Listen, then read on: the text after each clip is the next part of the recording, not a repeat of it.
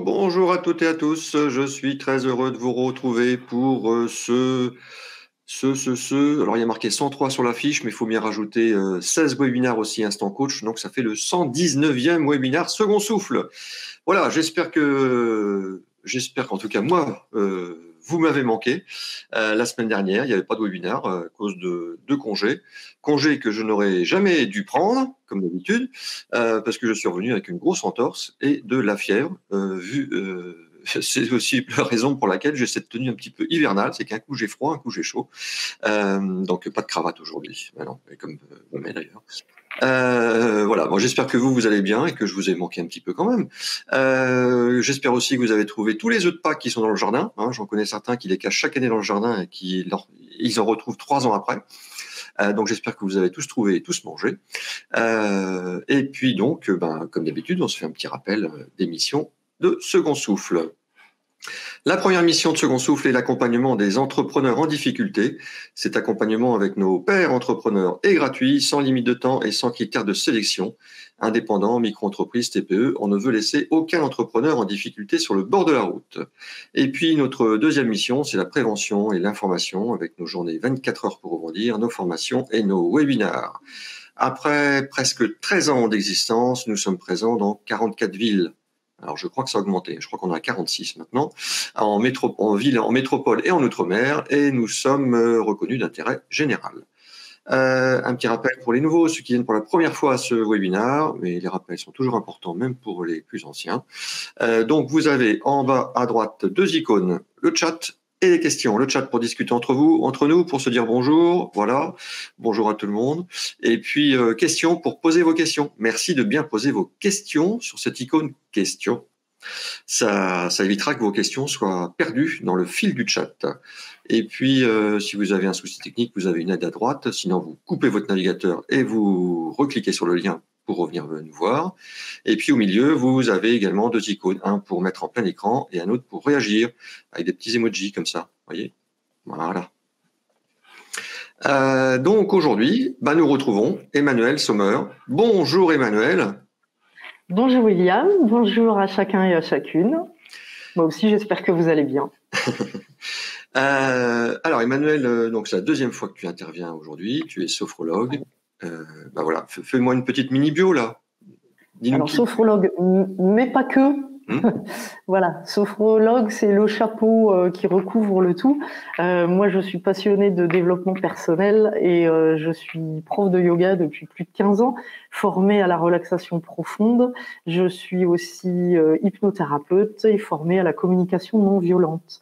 Après, j'ai 30 ans d'entreprise privée derrière moi, PME et grands groupes industriels, voilà, qui a enrichi mon parcours. J'ai toujours travaillé dans la santé humaine, donc il est pour moi naturel en tant que sophrologue d'abord d'avoir une spécialisation sur tout ce qui est cancer, maladies graves et maladies chroniques. Ça fait référence à mes études, et aussi de m'intéresser à la santé du dirigeant. Très bien. Alors je vois qu'il y a notre ami Xavier qui dit bienvenue au club des malades, William. Qu'est-ce que tu as, mon cher Xavier? Tu es malade toi aussi? Voilà, tu me diras ça, Xavier. On y va, cher Emmanuel. Je vais dire chère Caroline, parce que je vois aussi Caroline que je connais qui me dit bonjour et puis bon rétablissement. Merci, Caroline. On y va. Alors, je te partage donc la présentation. Donc, comme annoncé précédemment, voilà. Donc aujourd'hui, on va s'intéresser à la santé du dirigeant, TPE, PME. Donc tu peux passer la slide parce que ça, c'est le sujet. Alors, la thématique et le programme de l'atelier, le résumé, c'est sur quels signaux un dirigeant doit-il être vigilant. Donc, des signaux de santé, on va parler bien sûr de santé globale. Je ne vous parle pas de sport, de nutrition, ça en fait partie, mais on va parler de santé globale. Donc, on va commencer par définir la sophrologie, qu'est-ce que c'est. On va parler ensuite de l'observatoire Amaroc, qui est un observatoire français sur la santé du dirigeant, qui étudie la santé du dirigeant. Et ensuite, on va rentrer dans le concret pour voir quels sont les facteurs les plus délétères à la santé pour le dirigeant, bien sûr, parmi tant d'autres, mais au moins ceux qui ressortent pour tous les types de dirigeants de TPE, PME. On verra quels sont les outils que la sophrologie peut mettre à votre disposition et vous apporter pour essayer d'atténuer et de corriger ces facteurs délétères. Et enfin, puisque la santé du dirigeant est aussi positive, parce qu'il y a quand même pas mal de gens qui sont heureux de l'être et d'autres qui ont envie de le devenir, la santé du dirigeant est aussi marquée par des facteurs qu'on appelle salutogènes. Donc c'est aussi un mot qui commence à rentrer un petit peu, enfin que j'entends moi parler autour de moi, la salutogénèse. Donc en fait des facteurs positifs cette fois-ci qui sont bonnes pour la santé globale du dirigeant. Donc voilà un petit peu les différents sujets qu'on va aborder. On pourrait même rajouter, Emmanuel, que la plupart des sujets que tu vas aborder peuvent concerner monsieur et madame tout le monde. Ah, en plus, oui, bien sûr. Après, les outils, les techniques ou la sophrologie, c'est bien sûr une thérapie ou des exercices qui peuvent s'adresser à tout un chacun, à n'importe quel âge, quelle que soit la condition physique. On va le voir après, parce que quand on va décrire un peu ce qu'est la sophrologie, vous allez bien comprendre que ça s'adresse aussi au quotidien et pour toute personne. Voilà. Donc là, aujourd'hui, on oriente plutôt sur la santé du dirigeant, mais les exercices sont bons pour effectivement tout le monde et dans le quotidien. Voilà. Donc juste avant le début de ce webinaire, en coulisses, donc je racontais mes aventures à Emmanuel et elle m'a donné un petit exercice à faire. Tu pourras le redonner peut-être tout à l'heure. Hein, D'accord, pour prendre un peu de dynamisme, d'énergie, mais ça peut aussi, on l'utilise aussi pour détendre les tensions, relâcher des tensions corporelles. Bien, alors, page suivante. Page suivante, allez, vite fait, la sophrologie. Donc, je vous ai mis à gauche des définitions de dictionnaire. Donc, ça, vous pouvez le retrouver un peu n'importe où. Ce que j'aimerais que vous reteniez surtout, d'abord, la sophrologie, c'est une thérapie brève psychocorporelle, puisqu'elle allie et elle renoue le corps et l'esprit. Donc, elle remet en lien le corps et l'esprit par la phénoménologie. Alors, c'est un terme barbare, mais qui veut simplement dire que vous allez observer les phénomènes qui se passent à l'intérieur de votre corps pour les relier en disant tiens, quand moi par exemple j'ai une boule au ventre, c'est que je commence à être stressée, c'est-à-dire mal à l'aise. Quand je vais être mal à l'aise, je vais ou mal m'exprimer ou devenir agressive, m'emporter. Voilà. Phénoménologie, c'est apprendre à se connaître et à sentir quels sont les phénomènes corporels qui vont entraîner derrière un certain état d'esprit et peut-être un comportement qui n'est pas adapté, pas adéquat à la situation. La sophrologie, c'est aussi une alliance, un mélange entre du coaching, de la PNL, donc de la programmation neurolinguistique, des techniques d'hypnose, aussi des mouvements de yoga alliés à la respiration, de la relaxation physique et mentale, et aussi des visualisations mentales, donc des visualisations positives, bien sûr. Ce sont aussi des exercices concrets à pratiquer, donc qu'on appelle souvent des relaxations dynamiques. Elles amènent à se relâcher, mais en faisant un mouvement. C'est pour ça que ça paraît peut-être contradictoire, mais bon, c'est quand même des relaxations dynamiques. Le but est d'aller vers l'autonomie du client. Donc, une fois qu'on a accompagné une personne quand c'est en individuel et qu'il a atteint son objectif, le but c'est qu'il soit autonome sur cet objectif. C'est efficace au quotidien, puisqu'on fera un petit exercice ou deux tout à l'heure. C'est aussi un soin de support. Donc, pour tout ce qui est cancer, maladie grave, maladie chronique, c'est reconnu par l'OMS comme étant un soin de support. Donc, en plus, pour supporter la personne, en plus de ses traitements médicamenteux, chimio, radio, enfin voilà.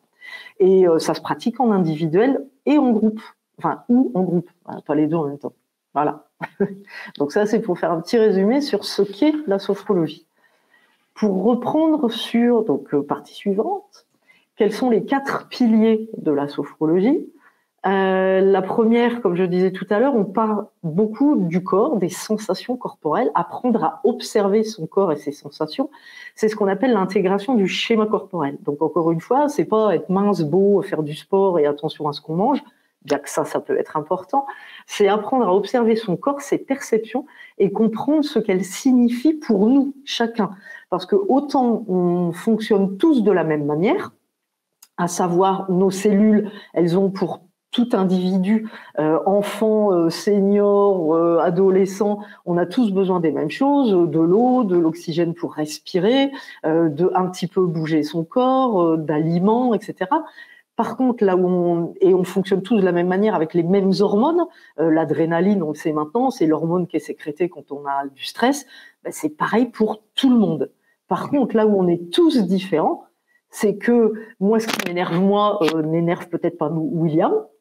En même temps, ce qui me réjouit moi, me met en joie, peut-être que toi, tu trouves ça complètement anodin, et inversement, ce qui t'énerve toi ne m'énerve pas moi. Et là, on est tous uniques, tous avec notre propre fonctionnement individuel. Ça, c'est en fonction de notre culture, comment on a été élevé, dans quel milieu, dans quel pays, voilà, sous quelle latitude, hein, encore une fois, entre le froid et le chaud, on n'a pas les mêmes caractéristiques et on ne réagit pas aux mêmes choses. Donc c'est très personnel, c'est vraiment subjectif.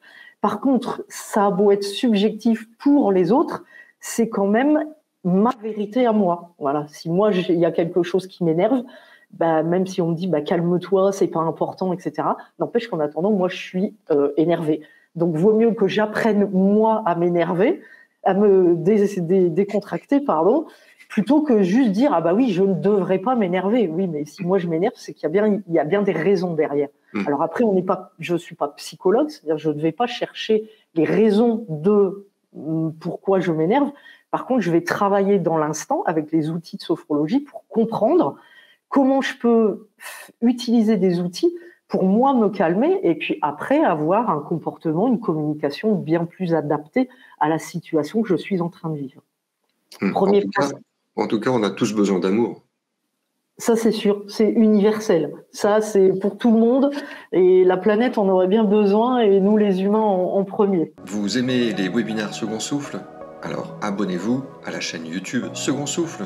Il suffit de cliquer sur l'icône Second Souffle juste ici et de vous abonner. Merci. Le deuxième principe, c'est le principe de réalité objective. Souvent, quand on a une difficulté, quelle qu'elle soit, petite ou grande, hein, peu importe, là encore, je parle des dirigeants, mais ça s'applique vraiment à tout un chacun. On a tendance à voir tous les domaines de sa vie qui passent à travers le prisme de cette difficulté. Voilà. Du coup, je vais trouver que mon mari n'est pas gentil avec moi, que mes enfants ils font rien que de m'énerver, etc. Sauf qu'ils le font pas exprès. C'est juste moi qui ai une difficulté qui fait que je suis peut-être un peu plus sensible et que j'aimerais qu'on m'aime plus, qu'on soit gentil avec moi. Mais voilà, eux sont dans leur système de vie à eux et ils se rendent pas compte que finalement moi je suis plus irritable. Donc le principe de réalité objective, c'est de remettre ma difficulté là où elle est et à l'importance qu'elle a. Donc une petite difficulté, bah, faut la mettre et la rendre petite. Donc dans ma réalité objective, c'est de me rendre compte que finalement cette difficulté-là, elle concerne peut-être pas du tout mon couple, pas du tout mon réseau professionnel, mais que c'est parce que moi j'ai des douleurs, moi je me sens pas bien, j'ai pas confiance en moi, et que donc j'ai une attitude un petit peu agressive, on peut rien me dire, je supporte pas la critique, etc. Donc c'est là où le thérapeute, le sophrologue, va remettre la difficulté juste à la dimension qu'elle doit avoir. Donc on remet la difficulté dans une réalité qui est un peu augmentée, une réalité absolument objective. Donc vous avez lu, c'est recadrer les pensées et resituer la difficulté dans un ensemble plus vaste. La vie est bien plus large que juste ma petite difficulté. Donc c'est l'occasion de prendre du recul et de se défocaliser, se décentrer du malaise. Le troisième pilier, c'est le principe de l'action positive. Donc une fois qu'on se met en action, parce que pour atteindre un objectif, il faut forcément changer quelque chose dans sa vie, même à minima, hein, que vous connaissez, je pense, l'expression de Einstein qui disait il faut être fou pour imaginer qu'en faisant les mêmes actions, les résultats vont être différents. Donc il faut bien changer quelque chose, même si c'est une toute petite action dans sa vie, dans son quotidien, il faut changer quelque chose. Et le principe, c'est de se mettre en action, mais pour une action positive.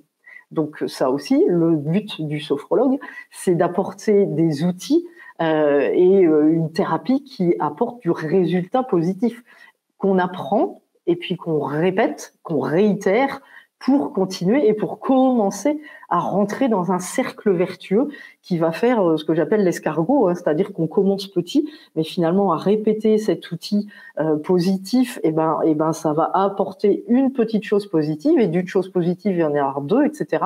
Et on augmente le cercle vertueux, et c'est comme ça qu'on arrive à un peu changer. Changer de perspective et puis se défocaliser de son problème et aussi surmonter sa difficulté. Et le quatrième principe, c'est le principe d'adaptabilité. Alors, il est valable aussi bien pour le client que pour le thérapeute, c'est-à-dire rester souple. Personnellement, j'ai déjà accompagné des gens où tout se passe très bien dans l'accompagnement en individuel, et puis un jour la personne dit comment ça va, en ce moment ça va pas du tout, etc. Je me dis oh là là, ça va être la catastrophe, et en fait la personne juste avant elle a failli avoir un accident de voiture. Donc forcément, même si l'accompagnement se passait très bien, que la personne se réjouissait de sa séance de sophrologie, ce qui vient de se passer avant l'a perturbé complètement. Donc, il faut déjà commencer par une phase où moi, je m'adapte à la situation. Donc, dans ce cas-là, c'est moi qui m'adapte à mon client.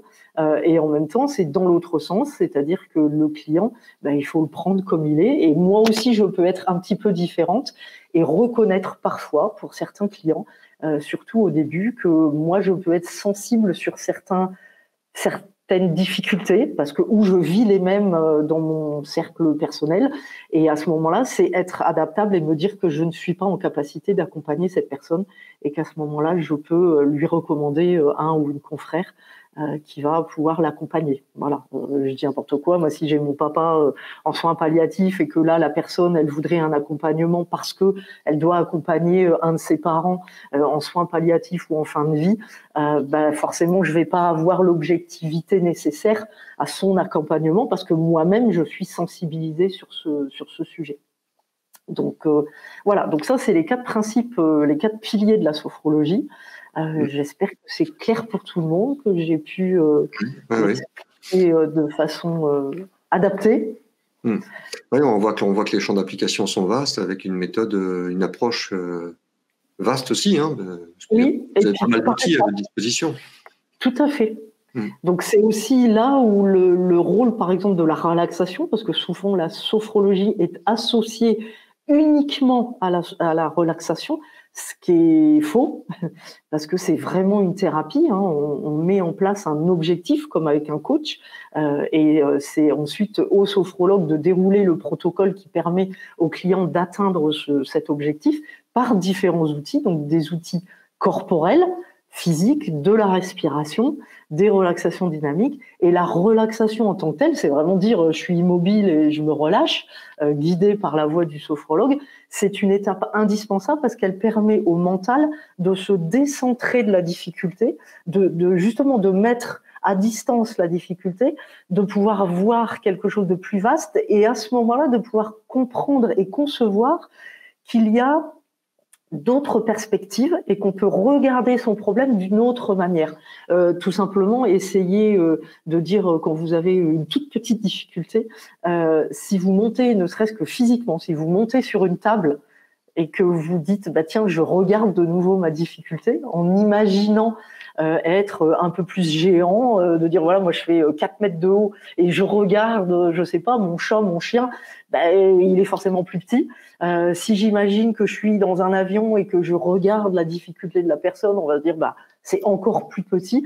Voilà, c'est une manière, je caricature, mais c'est une manière un petit peu de prendre de la hauteur et de regarder sa difficulté dans son contexte de vie et de se rendre compte que finalement, c'est peut-être pas si grave que ça. Ouais. Voilà. Par contre, si un jour vous regardez votre chat et qu'il est plus grand que vous, il faut arrêter la drogue. Les petites gélules, faut les mettre au placard à ce moment-là. Alors, après ça, on va parler du dirigeant cette fois-ci. Alors, sachez qu'en France, on a une chance absolument unique en Europe et peut-être dans le monde, parce que je ne me suis pas intéressée, je parle que le français et un petit peu l'anglais, mais on a un observatoire qui est un laboratoire à la base, qui était un laboratoire CNRS, unique en Europe, qui est mené par Olivier Torres. Et ce laboratoire et cet observatoire maintenant s'appelle l'observatoire Amarok. Il existe depuis 2012. Et comme disait Olivier Torres dans une de ses premières présentations, quand il a voulu, lui, commencer à s'intéresser à la santé du dirigeant TPE-PME, il s'est aperçu qu'il y avait beaucoup plus d'études sur la vie de la baleine blanche que sur la santé du dirigeant. Or, il faut quand même savoir que les TPE-PME représentent plus de 95% du tissu des entreprises en France, parce qu'on parle toujours du CAC 40, des grosses entreprises, etc. Mais le réseau des dirigeants TPE-PME, c'est absolument énorme. Alors, ça regroupe les entrepreneurs, les dirigeants avec ou sans salariés, mais c'est aussi les commerçants, les artisans. Voilà, donc c'est vraiment un réseau, tous les gens qui font en indépendant du service à la personne, tous ceux qui font du temps partagé, voilà, donc c'est un réseau extrêmement vague, où il peut y avoir des disparités entre, mais là on va parler moi de choses très très généralistes et globales. Donc, je voulais juste préciser, Emmanuel, que l'Observatoire Amarok est comme Second Souffle, et comme 60 000 rebonds et comme l'association également recréée, nous avons créé le portail du rebond. Voilà. C'est en dessous. On voit ça de la fièvre. Hein. Voilà, mais oui, mais par contre, c'est pas marqué que Second Souffle est membre fondateur. Voilà. Ah non. Voilà. Le portail du rebond regroupe 4 associations, l'Observatoire Amarok, recréé, Second Souffle et 60 000 rebonds. Et vous pouvez retrouver aussi, si vous allez sur la chaîne YouTube de Second Souffle, Olivier Torres est intervenu à plusieurs reprises dans nos journées 24 heures pour rebondir.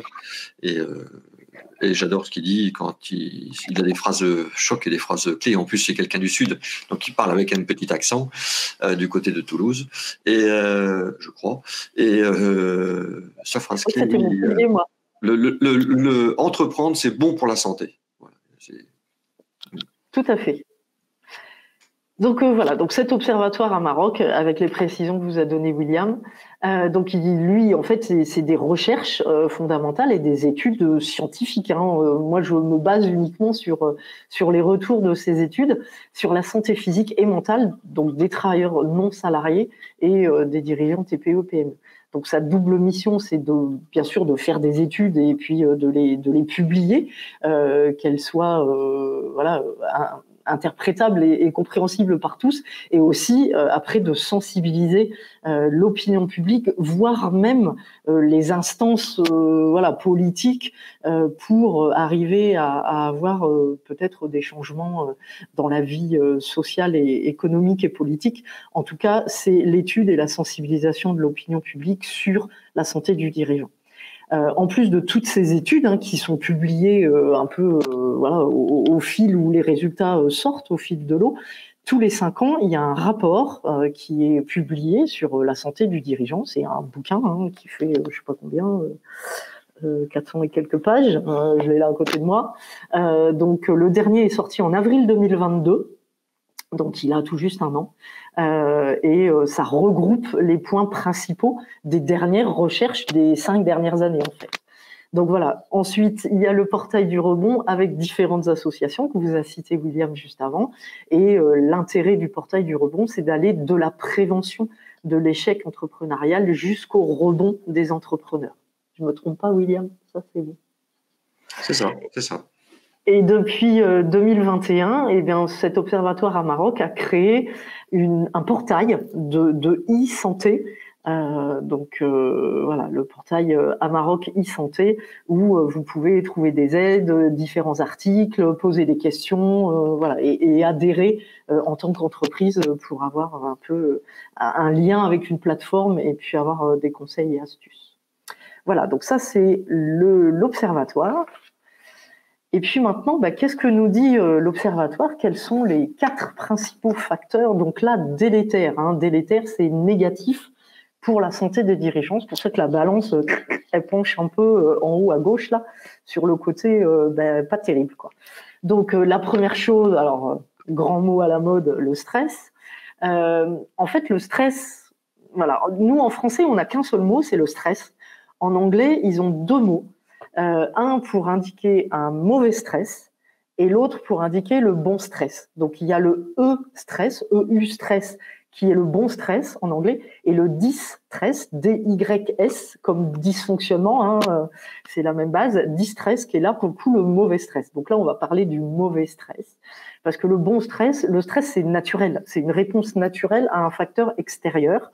Ça nous a servi pendant des millions d'années, puisque grâce au stress, voilà, on s'est protégé contre des envahisseurs, on a su se défendre contre des animaux à dents de sabre et des grands mammouths, voilà, quand on était à la préhistoire.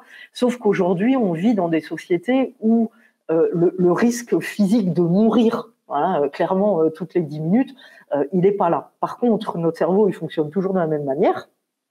Et dès qu'il y a une réaction, enfin dès qu'il y a un stimulus extérieur ou une pensée intérieure qui nous va pas, et ben on se met en mode défense. Donc on stimule notre amygdale, le côté instinctif du cerveau, et qui va tout de suite prendre la décision de j'attaque, je fuis, ou alors je me freeze, hein, c'est les 3 F hein, en anglais, fight pour se battre, flight pour fuir, et freeze pour se figer. Voilà, c'est où je reste comme ça sur place et je sais plus quoi dire, ou alors je me bats, ou alors je me barre.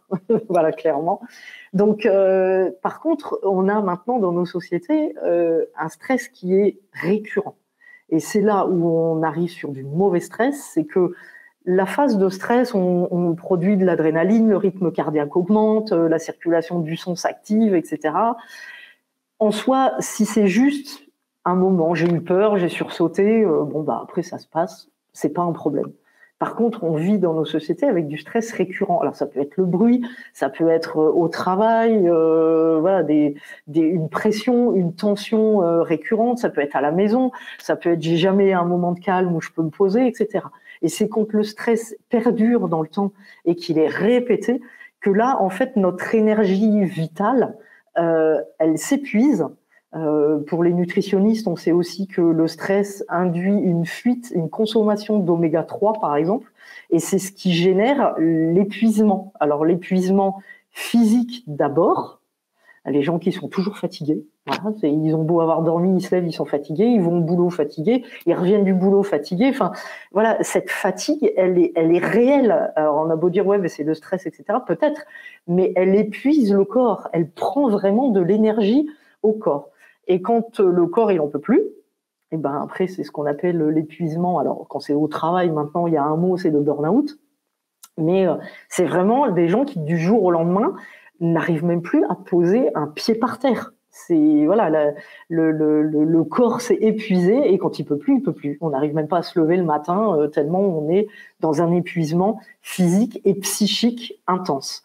Donc le stress, il faut pas en arriver là. Hein, donc faut essayer de savoir à l'intérieur de soi qu'est-ce que ça provoque. Parce qu'il y a le bon et le mauvais stress, il y a ce qui me stimule parce que moi je suis heureuse là aujourd'hui d'animer un webinaire, forcément depuis ce matin je suis excitée, mais excitée de façon positive parce que je suis contente, j'ai envie, voilà, donc ça pour moi c'est du bon stress, même si je sens que j'ai le cœur qui bat un peu plus vite que d'habitude, mais c'est réjouissant pour moi, voilà.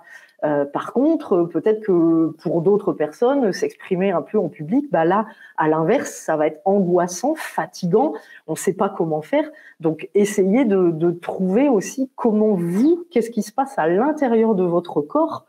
Quels sont les premiers symptômes, les premiers signaux? Une boule à la gorge, une voix qui tremble, des mains, je commence à avoir chaud, je transpire, je me raidis du cou, des épaules. Enfin voilà, on a tous des symptômes physiques qui vont être caractéristiques de notre stress. Et essayez de les découvrir et vous pourrez apprendre des outils qui vont contrecarrer ce stress. Donc ça, c'est la première source délétère de la santé du dirigeant. La deuxième, c'est l'incertitude. Donc là, je parle d'incertitude, soit parce qu'on débute et qu'on ne sait pas où on sera dans 3 ans, dans 5 ans, comment ça va évoluer, même si on a des objectifs, même si on se met des plans en place. Ça, c'est quand on est tout seul, entrepreneur individuel. Mais l'incertitude, c'est aussi quand on est dirigeant et qu'on a des salariés. Et c'est aussi même quand l'entreprise va bien et quand tout va bien et quand même le carnet de commandes il est plein à 1 an, à 2 ans, à 3 ans, il y a toujours cette incertitude que porte en lui, on va dire, le manager, le dirigeant de l'entreprise. Ouais, les restaurateurs qui n'arrivent pas à trouver de main-d'œuvre. On parle de ça, j'allais dire, les études là dont je parle sur la santé des dirigeants, elles ont été faites avant parfois le Covid, avant la guerre en Ukraine, avant l'inflation, etc. C'est-à-dire que là, c'est pas une découverte depuis un an ou deux qu'il y a ce facteur, l'incertitude, c'est quelque chose qui a toujours existé parce que c'est dans le caractère un peu humain de se dire on est tranquille que quand tout est planifié ou tout est dans l'ordre. Là, on se rend compte que la vie, c'est le mouvement et tout évolue. Enfin, la planète, l'écologie, notre système économique, Donc, et nous-mêmes, on grandit, on vieillit. Enfin, tout avance tous les jours. Et l'incertitude est vraiment quelque chose que porte le dirigeant et l'entrepreneur, qu'il soit individuel ou pas, qu'il y ait des salariés ou pas. Et comme je le mets là, même si l'entreprise se porte bien, l'anxiété de l'avenir, elle est permanente et elle est multifactorielle parce que ça peut venir de l'extérieur, de la concurrence, d'une loi, d'une réglementation, alors européenne, française, locale, peu importe. Ça peut être des conditions économiques, ça peut être des problèmes de recrutement, des problèmes d'achat de matières premières. Enfin, voilà. Donc, et rien ne sera jamais stable à 20 ans, à 30 ans, à 50 ans. Donc, tous les jours, on se lève pour un peu découvrir ce que nous réserve la journée qui arrive. Mais en tant que dirigeant TPE, PME, parfois tout ça, tout peut se percuter en même temps. Et du coup, ce caractère incertain de l'avenir, qui parfois peut être petit, d'un seul coup peut grandir, peut augmenter.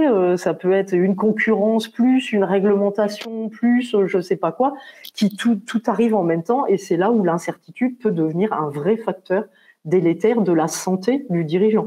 Impacter, alors j'avance un peu, mais impacter par exemple, et notamment le sommeil, dont on reparlera un petit peu plus tard, parce que c'est le 4e facteur. Voilà. Ensuite, il y a la surcharge de travail. Donc là, on parle non seulement de la responsabilité du dirigeant d'entreprise, mais aussi de ses heures de travail. Donc en moyenne, c'est une moyenne, c'est pas une médiane. En moyenne, un dirigeant travaillerait 65 heures par semaine, contre par exemple 55 visiblement chez les cadres supérieurs ou les cadres dirigeants. Donc l'impact de la fatigue de ce temps de travail, pendant qu'on fait son travail, on ne fait pas autre chose, notamment la vie personnelle par exemple. Donc ça veut dire que ça peut être difficile et c'est en tout cas important de savoir qu'il y a un temps pour tout. Et que même en tant que dirigeant, parce que j'en suis une, donc je vois comment se passent les journées, elles peuvent ne jamais avoir de fin, ou en tout cas on peut déjà se coucher en disant demain je commence par ça, puis il y a ça, et puis je prends note, etc. En même temps, il faut être vigilant à son temps de travail parce qu'il y a effectivement un temps pour tout. Donc même si on est célibataire sans enfant, il y a un temps pour les relations sociales, il y a un temps pour les amis, il y a peut-être un temps pour, j'en sais rien moi, un club d'échecs, faire du sport, se balader, sortir avec son chien, faire de la marche en montagne, enfin peu importe ce que vous aimez, jardiner, écouter de la musique, aller au cinéma. En tout cas, l'équilibre d'une vie et d'un organisme humain passe par différents types de vie. Moi, j'avais une psy qui parlait souvent on est comme une armoire, une armoire, et on a plusieurs tiroirs. Donc, il faut remplir ces tiroirs. Il y a le tiroir pro où on va y mettre ce qu'on fait, ce qu'on apprend, ses compétences, ses savoir-faire, ses savoir-être. Mais il y a aussi un tiroir perso. Donc, que ce soit sa famille, que ce soit son couple, ses enfants, que ce soit les amis. Voilà. Et après, il y a la partie sociale, il y a la partie... Donc, il faut pas déséquilibrer trop un tiroir par rapport aux autres, parce que le jour où ce tiroir-là, il coince et il va pas bien, si tous les autres sont vides, c'est là où, en fait, en tant qu'individu, on se dit, mais mince, je vais pas bien. Alors que si on a rempli un petit peu tous les autres tiroirs et qu'en tout cas, on a fait attention à ce qu'ils soient à peu près équilibrés, Et ben ma foi, quand il y a un tiroir qui coince, on peut toujours ouvrir un autre tiroir et y trouver de la documentation, des choses qui nous réjouissent, des choses qui nous remettent un peu du baume au cœur. Voilà, on est toujours autour de l'amour, tu vois. Ouais. Puis après, ça dépend. Chaque personne est une armoire différente. Hein. Si on est une armoire normande, on est beaucoup plus solide que si on est une armoire Ikea. Hein. Et là, le déséquilibre de tiroir dans l'un des cas va se retrouver un peu plus déséquilibré que l'armoire normande. Voilà. En tout cas, il y a plusieurs tiroirs. Voilà. Et à chacun d'essayer de les équilibrer au mieux.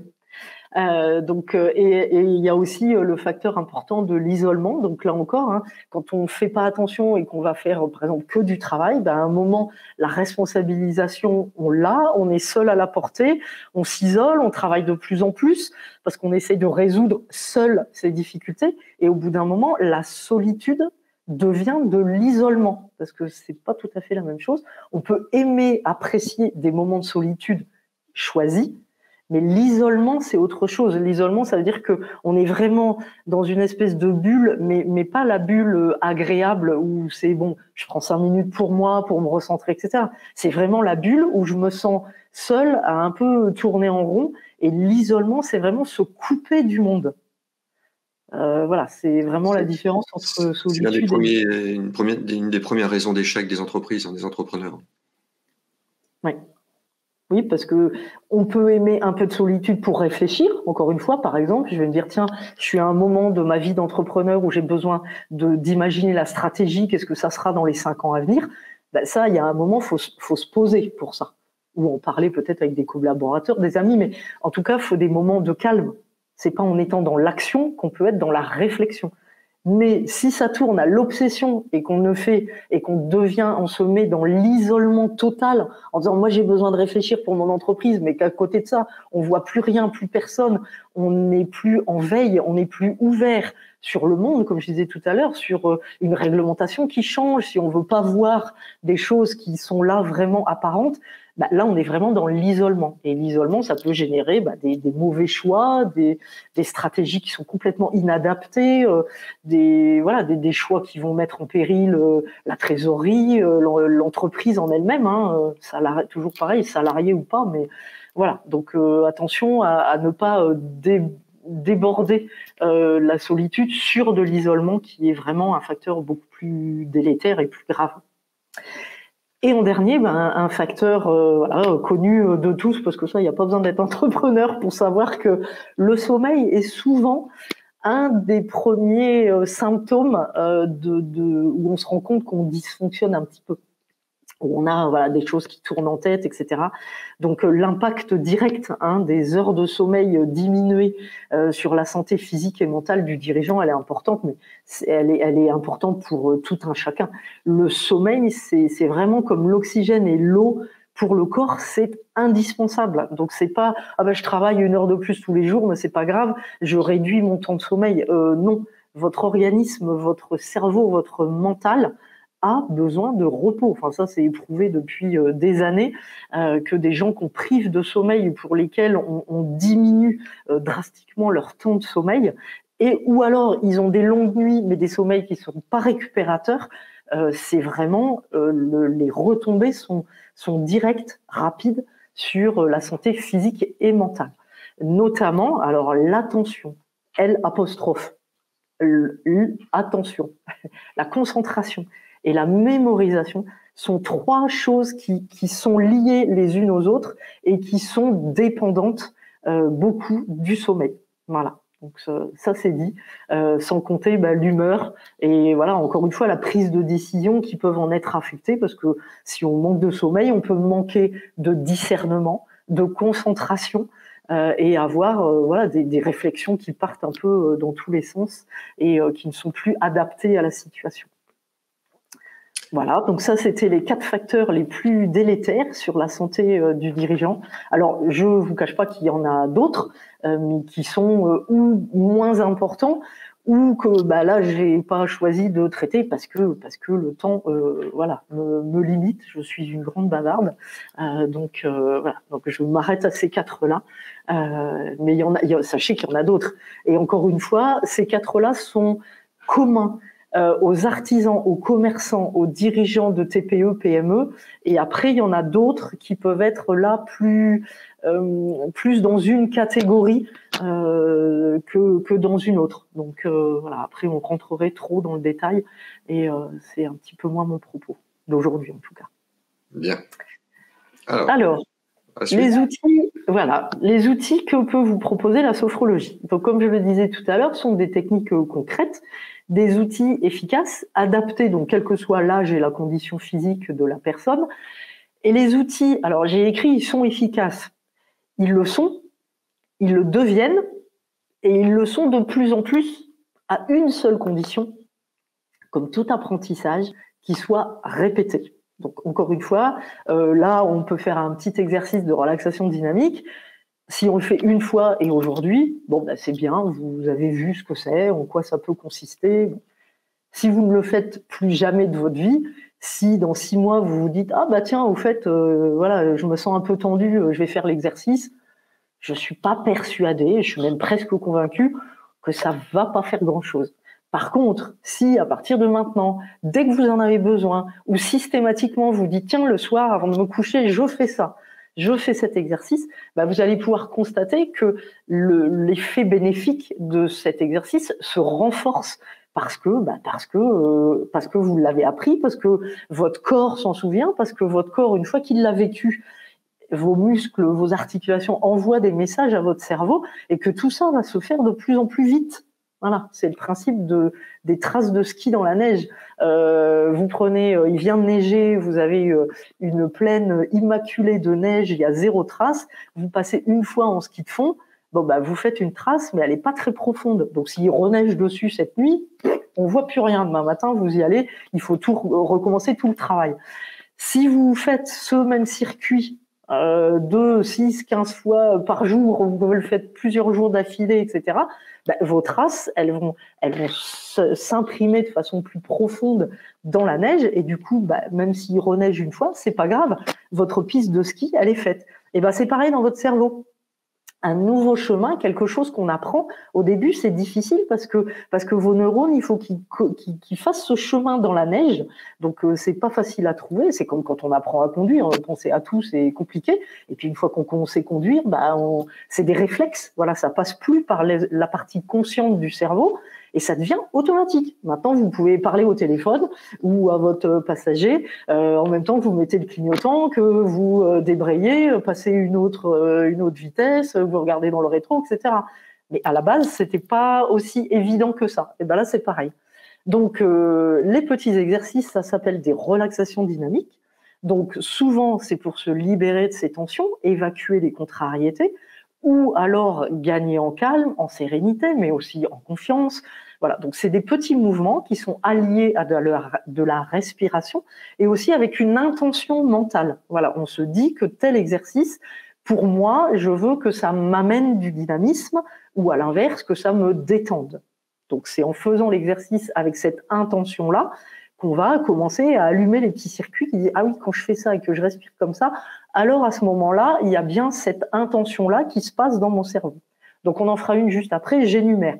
Après, c'est la relaxation. Alors la relaxation physique et mentale, ce que vous connaissez, hein, vraiment détendre le corps pour atténuer aussi les douleurs, calmer la respiration, défocaliser du problème, donc se décentrer de sa difficulté et un peu commencer à élargir son esprit. Ensuite, on s'aide de visualisation positive, donc c'est revivre avec émotion, avec ses 5 sens, des temps forts et surtout positifs, très positifs de sa vie, pour retrouver des sensations vraiment physiques de joie, de bonheur, d'amour, de dynamisme, d'énergie, voilà, de sérénité, de confiance, pour retrouver le chemin de son potentiel, de ses capacités et être conscient de ses talents et pouvoir les retrouver. Et c'est aussi, en sophrologie, les techniques de transformation. Donc là, on est vraiment sur des techniques issues de l'hypnose qui permettent de mettre en place des nouveaux comportements, envisager des nouvelles perspectives et puis se reconnecter à ses capacités, à ses ressources. Petit exercice de relaxation dynamique. Allez. Donc j'en fais un que j'aime par-dessus tout parce que comme je le disais à William tout à l'heure, il peut être utilisé dans les deux sens. C'est-à-dire, il peut vous être utile dans le cas où vous avez besoin de vous détendre, d'enlever des tensions, des contrariétés, qu'elles soient ici ou qu'elles soient là, et en même temps, dans un autre contexte, elles peuvent vous aider à vous remplir d'énergie, de dynamisme, si vous vous sentez un peu mou, un peu raplapla. Voilà, c'est une manière aussi de retrouver un peu toute sa confiance, tout son dynamisme, sa vigueur un peu, si on a... je sais pas moi, une réunion importante, on a quelque chose qui nous attend et on n'a pas très bien dormi ou voilà, on se lève un peu mou du genou et on se dit c'est pas le moment là d'être un peu faiblard, il faut vraiment que je me sente dynamique et pleine d'ardeur. Donc c'est une des techniques qui peut être utilisée dans ces deux cas. Donc choisissez dans quel cas vous voulez vous l'appliquer. Donc ça s'appelle le pompage des épaules. Donc vous pouvez le faire assis ou debout. Moi je vais peut-être vous le montrer debout. Si on voit plus ma tête, c'est pas grave. C'est pas ma tête qui est importante. Donc, je reprends. Normalement, quand on commence à être un peu tendu, 9 fois sur 10, on se crispe. Là, l'arrière du cou, les cervicales, les trapèzes, qui sont les muscles entre le cou et les épaules. Et puis, on se crispe aussi des épaules, les omoplates. Enfin, bon, bref, on est tout tendu de là. Donc, on va supposer que c'est pour se détendre. Mais encore une fois, je vous dis, ça peut être utilisé pour gagner en énergie. Donc là, maintenant, je me mets debout, mais vous pouvez le faire assis, hein, c'est pas un problème, du moment qu'on voit mes bras et mes épaules. Voilà. Donc, le but, j'ai dit là, cette fois-ci, pour se détendre, par exemple. Donc, donc je vais avoir les bras ballants le long du corps, les épaules bien basses, hein, pour vraiment commencer à décrisper le cou, les trapèzes et les épaules. Et sur un début d'inspiration, je vais juste fermer les poings. Alors sans tension, c'est pas la peine de crisper, hein. C'est juste, j'ai les poings juste serrés. Et pendant toute l'inspiration, par le nez, je vais monter et descendre les épaules. Et puis à la fin, une fois que je sens que je ne peux plus prendre d'air à l'inspiration, je vais expulser tout ça et avec l'intention de décontracter tous les muscles du haut du corps et je vais libérer mon corps de toutes les tensions, toutes les contrariétés. Donc, je vous montre, je ferme les poings et j'inspire. Je monte, je descends les épaules et quand j'ai fini d'inspirer, voilà, d'un seul coup, de façon nette, brutale, j'évacue toutes mes tensions. J'imagine qu'elles courent à l'intérieur de mes bras et que je les expulse en écartant mes mains, voilà, avec une volonté de les sortir de moi. Et on fait toujours ça 3 fois. Je reprends, je ferme mes poings.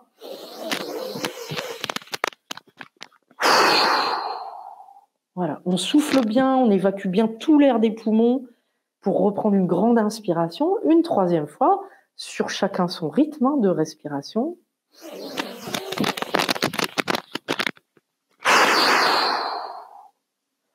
Et quand vous l'avez fait 3 fois, vous pouvez fermer les yeux. Et si vous avez bien commencé à mettre l'intention, par exemple, d'évacuer les tensions, mettez-vous à l'écoute de vous-même et commencez à percevoir. Alors moi, je ferme les yeux parce que ça m'aide, voilà, mais vous n'êtes pas obligé.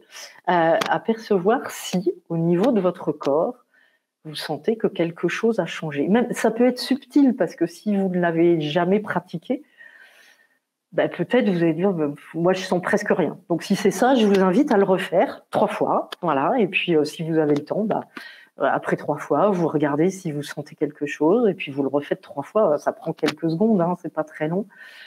C'est quelque chose que je vous invite à faire éventuellement avant d'aller vous coucher, pour libérer les tensions, dire voilà, aujourd'hui la journée elle a été comme ci, comme ça.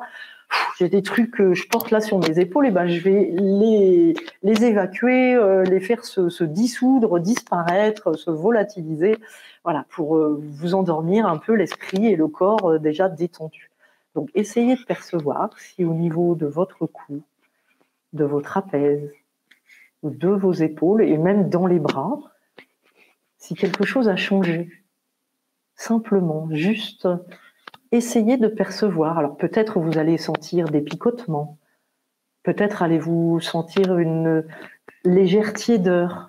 Vous avez fait travailler vos muscles, donc peut-être qu'il y a un petit peu d'énergie qui se dégage, vous les sentez un peu plus chauds. Peut-être avez-vous l'impression d'avoir les épaules plus basses, peut-être plus lourdes. Mais encore une fois, c'est personnel, donc peut-être que d'autres vont se sentir plus légers. sentir de la fraîcheur, une espèce de souplesse qui s'est introduite là, dans le haut du corps, ou les bras, peu importe. Acceptez ce qui vient, sentez quelles sont vos perceptions, elles sont votre vérité. Votre corps ne ment jamais. Voilà, donc prenez pour vous ce qui vient et acceptez-le. Voilà, ce sont des sensations corporelles. Il y a pas de bien, de mal. Il n'y a pas quelque chose à ressentir qui est bien et d'autres choses, si vous ressentez autrement, c'est pas bien. Non, c'est juste accueillez et mettez-vous à l'écoute de votre corps parce que lui, il sait avant votre cerveau, avant que ça monte avec une émotion, avec une pensée, avant de déclencher un comportement ou une communication, c'est votre corps d'abord qui ressent. Et c'est ce que j'appelle moi les 4 C. C'est le corps, ça monte au cœur et ça donne une émotion, ça monte au cerveau et ça donne une pensée, et ensuite ça se décline avec un comportement et ou de la communication verbale, on va dire. Le comportement, c'est plus sur le non-verbal et la communication sera plus sur le verbal. Voilà le petit exercice que je peux partager avec vous là aujourd'hui. Alors, il faudrait que il nous reste 9 minutes, j'aurais pu te le dire avant. Il faudrait avec ta main droite, certainement que tu tiennes ta... Ah, pardon. Oui, voilà. Le micro qui touche et ça grésille, c'est pas agréable. Alors, j'avais une question de Caroline qui dit, concernant donc ta diapo là, la cohérence cardiaque, est-ce que ça fait partie des RD, des relaxations dynamiques? Alors, moi personnellement, je le classe pas dans les RD, je le classe plutôt dans les respirations, parce que c'est uniquement faire un comptage sur soit une inspire, soit une rétention de souffle, soit une expire, soit une rétention à vide. Donc moi je le classe plutôt dans les respirations. Je peux indiquer des respirations complètes. Donc on gonfle le ventre, on écarte les côtes, on soulève le haut de la poitrine. Et puis sur une expiration par le nez ou par la bouche. Donc voilà, la cohérence cardiaque pour moi fait partie, mais plutôt de la respiration, parce qu'il n'y a pas de les relaxations dynamiques. On met en animation, en mouvement le corps, vraiment avec des parties du corps.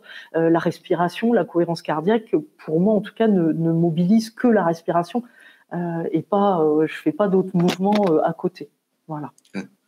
Tiens ton micro. Oui, pardon. Alors, on passe à la slide suivante.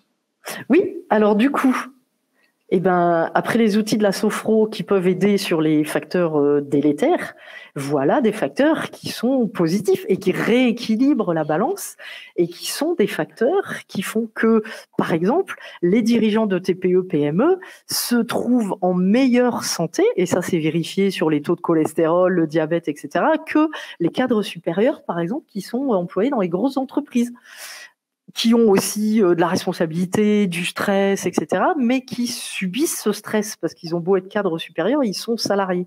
Alors qu'un indépendant, lui, en fait, il va avoir 3 facteurs principaux de salutogénèse. C'est d'abord la conviction. Et la conviction, surtout, qu'il maîtrise son destin, ses choix, sa stratégie, que la situation dans laquelle il est, en fait, à la base, c'est lui qui l'a choisi. Et la responsabilisation vient avec ça. C'est-à-dire que même si, au bout du compte, la stratégie n'était pas la bonne, le fait de savoir que c'est moi qui ai décidé pour moi et que je suis responsable de ça fait que j'accepte mieux le fait d'arriver à me dire « Ah ouais, finalement, c'était peut-être pas le bon choix ».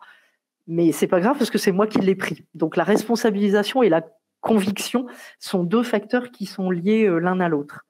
L'autre, c'est l'endurance, parce que quand on croit à ce qu'on fait, quand on croit à son projet, quand on croit à soi-même, qu'on a confiance, qu'on est fier de ce qu'on fait, quasiment automatiquement, on devient persévérant. Donc l'endurance, c'est se recentrer sur ses zones de pouvoir, sur ses zones d'action, et donc avoir la capacité à rebondir. Voilà. Alors après, quand on est épuisé physiquement et mentalement, avoir de l'endurance, c'est compliqué. Donc encore une fois, c'est à chaque fois, ça s'équilibre.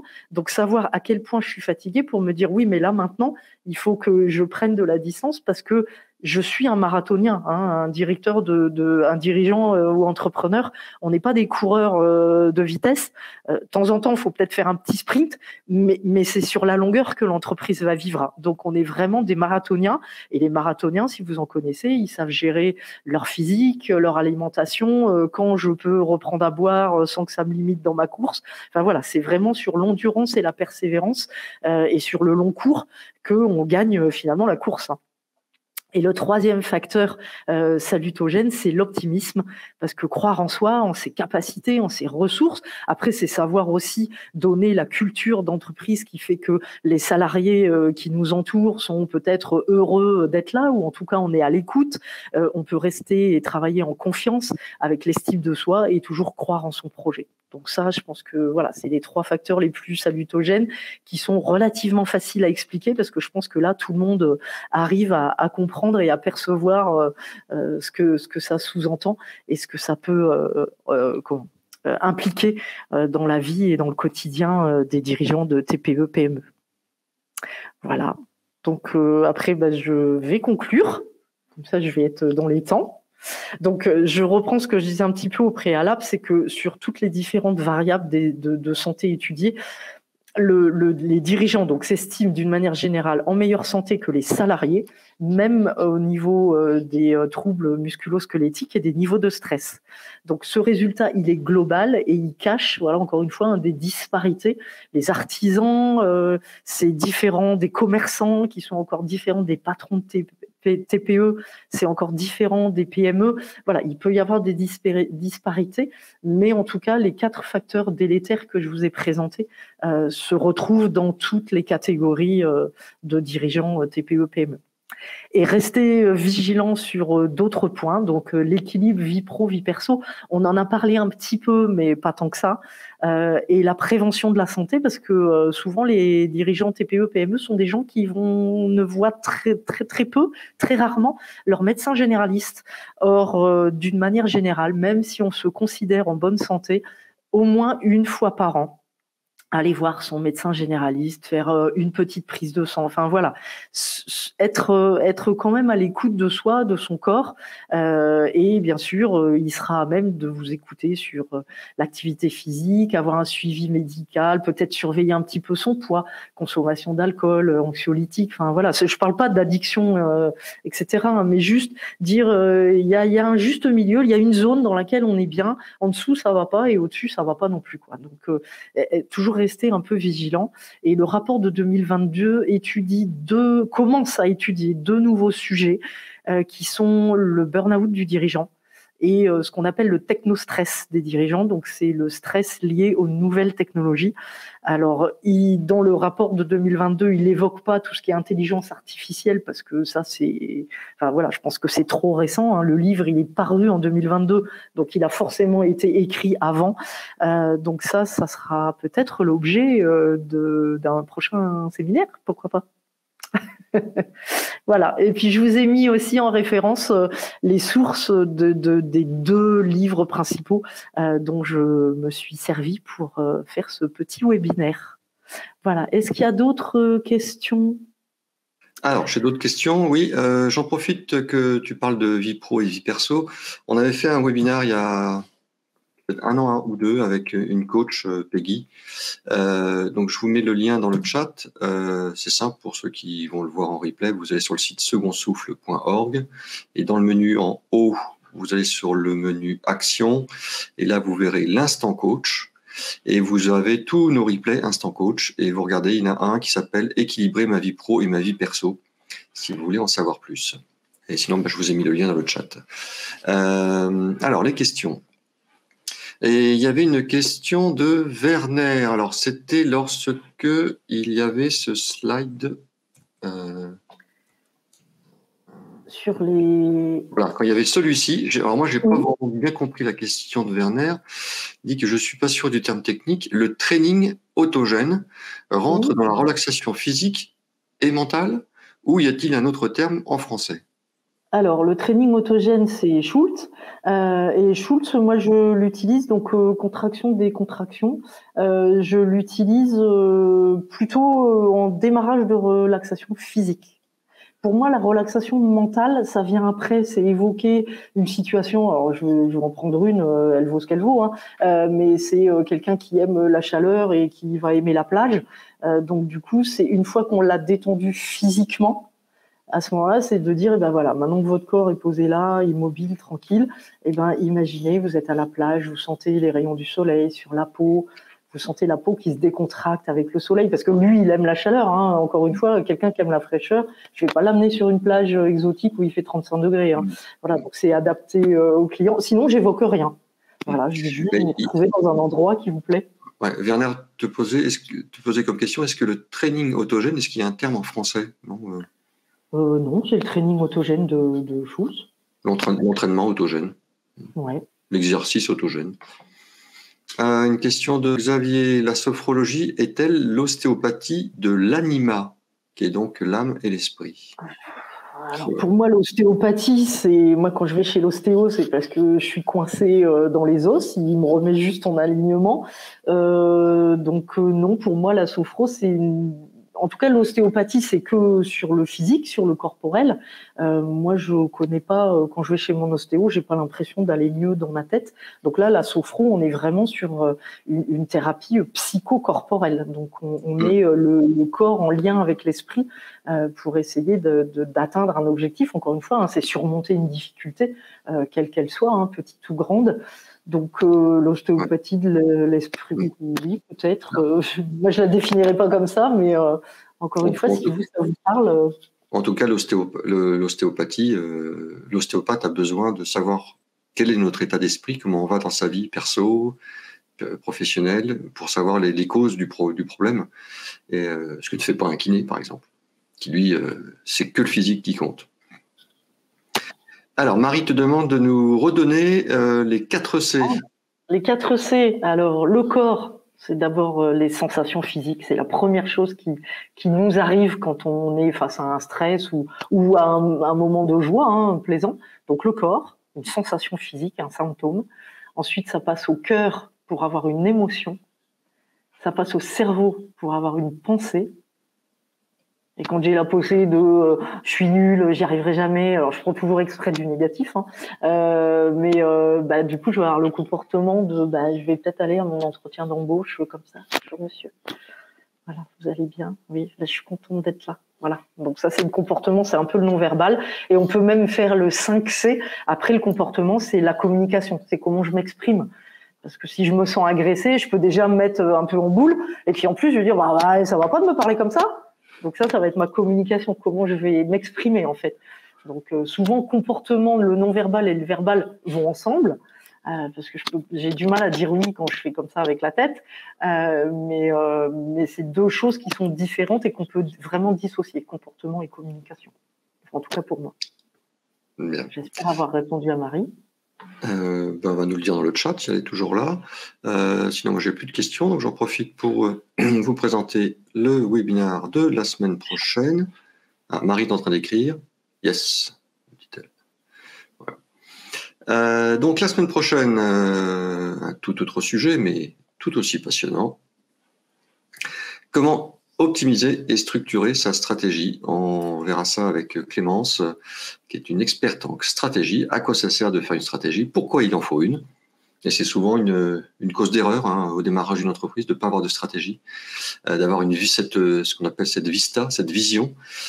Comment à court, à moyen ou à long terme gérer son entreprise, vers où on veut l'emmener. Donc, comme on voit sur le schéma, de passer de l'idée à un plan. Voilà.